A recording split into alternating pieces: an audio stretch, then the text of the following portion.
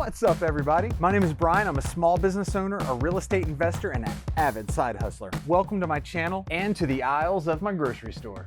So being self-employed isn't right for everyone, or is it? In general, successfully self-employed people are not only happier than their traditionally employed friends, but they also tend to make more money. Even still, only about 10% of the American workforce is self-employed because it's not right for everyone, or is it? In today's video, I'd like to answer the question, is it right for you? Owning your own business isn't all Lamborghinis and mansions. In fact, the reality of self-employment and the journey from getting started to creating a business that can sustain even a middle-class lifestyle is a whole lot different than those financial guru ads would lead you to believe. Successful self-employment is one of the most rewarding and fulfilling things you can experience. But truth is, most new businesses fail. Being successful is an outlier, it's not the norm. I think most everyone is aware of the potential advantages of self-employment, from unlimited earning potential to schedule flexibility to even some pretty nice tax benefits. But one of the aspects that all financial gurus leave out of their ads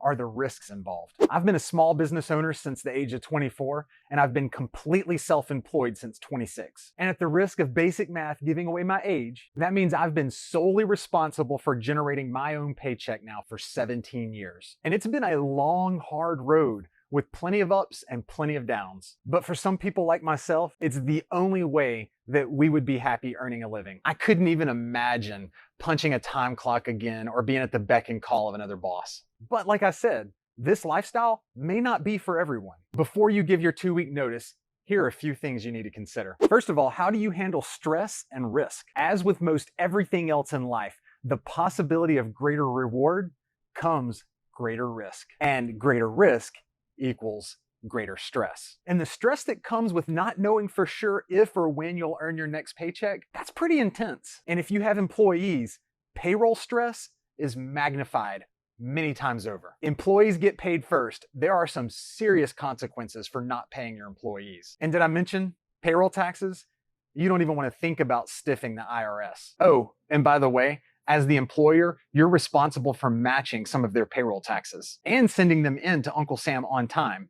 And you don't want to be late because then you have penalties and interest. Also consider your job within the business. When you're employed at a normal job, you're typically responsible for like an area of the business or maybe even just simply some duties within the business. And when you go home in the evening, your job is usually over and you can just kind of turn it off until the next day. That allows you to like unwind and spend time with friends and family with really little concern or worry about the company. I'm not saying that a normal job can't be stressful. They absolutely can be. And if you're in a position that requires you to carry home stress with you, I hope that you're compensated well for it. But in general terms, most employees can mentally turn off their jobs after hours. Now, on the flip side, if you own the business, that's just not a luxury that you have. You're now responsible for every single aspect of that business, from customer acquisition to managing inventory to managing the office, managing profit and loss, paying the employees, making sure that you're paying the correct amount in taxes, washing windows, washing toilets, and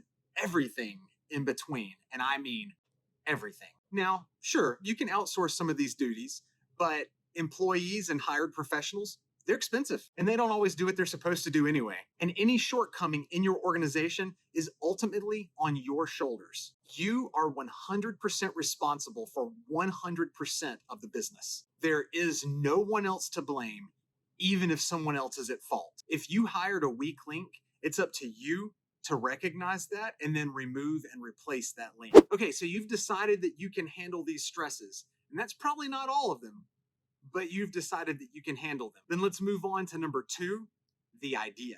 Do you have a good business idea in mind? There are endless ways to make money, but there are also endless ways to lose money. And they're both equally hard to recognize sometimes. Now, if you have no idea what type of business you're interested in, or if you're searching online for that simple, cheap idea that's going to make you rich, you probably ought to rethink what you're doing. If you're looking for an idea that's going to make you rich overnight, stop looking. It does not exist. Some guru is just going to sell you a course and they're going to get rich off of your naivety. Now, sure, outliers do exist. And some people get incredibly lucky and find an idea or make a small investment that makes them stupid rich. But people win the Powerball lottery too. That doesn't mean you should quit your job and like YOLO it all on lottery tickets, okay? On the flip side, if you already have an idea in mind, have you found a way to test that idea with as little risk as possible? It's always better to lose a little money by testing an idea than it is to lose a whole lot of money by jumping into an idea blindly. The hard part is just determining how to test your idea. Number 3, do you have enough capital to implement your idea? Starting a business isn't cheap. A lot of good business ventures fail either simply because they couldn't fully fund their idea or they didn't have the necessary funds to weather the storm while growing the business. Now, if you don't have the money, you can raise it, but bringing in outside money, whether it's borrowed funds or investors, brings a whole new set of issues to consider.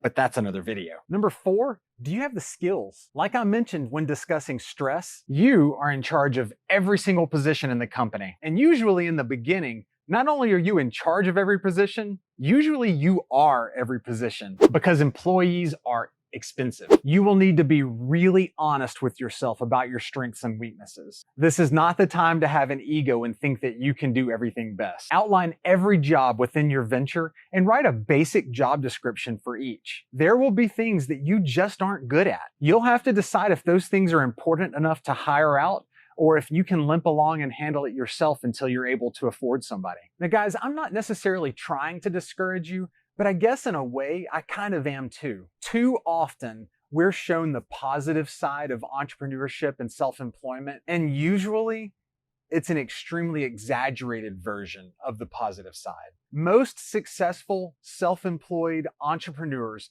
will never own a Lamborghini, nor would they want to. Once you realize how hard money is to make, you'll work just as hard to protect it. Extravagant spending usually doesn't fit with the mindset of a self-made entrepreneur. Now, like I said, being self-employed is an incredibly rewarding career if you can make it work for you. So if I haven't scared you off yet and you're still excited about your idea, maybe, just maybe, entrepreneurship or self-employment is right for you. There are several studies that investigate the question, are entrepreneurs born or are they made? And that discussion goes back to the nurture versus nature debate. And there have been very mixed findings on that topic. I found an article on entrepreneur.com that I really liked. And if you're still questioning yourself, you should give it a read too. I'll put the link in the description below. But the answer is, entrepreneurs are born. The personality traits that tend to push us towards starting multiple businesses,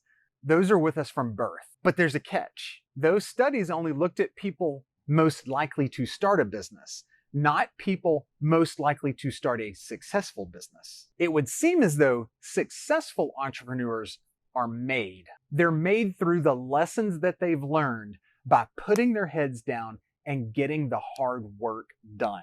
So let's look back at the original question this video set out to answer. Is self-employment or entrepreneurship right for you? If you want it to be, and you're willing to put in the work that it takes to be successful, then yes, it is. It's for anyone that's willing to get out there and do the work that's required. It is not an easy path, but with a little luck and a lot of hard work, it is an incredibly rewarding and fulfilling path. Now, after all of this, if you still think it's for you, get out there and do it.